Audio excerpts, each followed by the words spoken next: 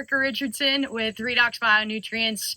Super excited to be just northwest of Lafayette, Indiana today. We're about an hour from the Illinois border here, and we are on a 6th generation farm, first time RDX-N user. One of our grower here actually decided to replace 50 units of nitrogen with 32 ounces of RDX-N. It has been super dry here. We've seen quite a bit of mold pressure. We've seen some earworm pressure.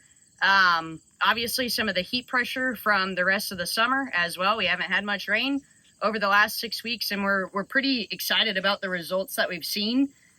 Walking through the field, our biggest goal is at minimum to maintain yield with less and less nitrogen, because we're making that nitrogen more efficient. And I would say, based on what we saw in the field, I am hoping and praying that the combine sees the same exact things. From some of the random ears that we pulled, you'll notice on most of these, we're seeing really similar ear size. I would say even on some of our RDX-N trials, again, this is just what we personally saw in the field.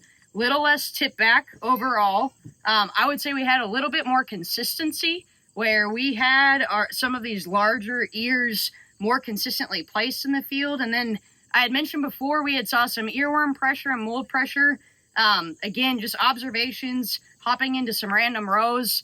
We actually saw a little bit less pressure in some of our RDX-N trial space versus our full rates of nitrogen. So like I said, our grower reduced on his 28% that he put on 55-gallon check treatment. We had a 38-gallon reduction treatment, or I should say replacement treatment on that, but you can kind of see it for yourself. So obviously the combine's always going to tell the truth, but the truth should come out here in the next couple of weeks as we get rolling here in Northwest Indiana. Stay tuned for our results. We're excited to connect with you.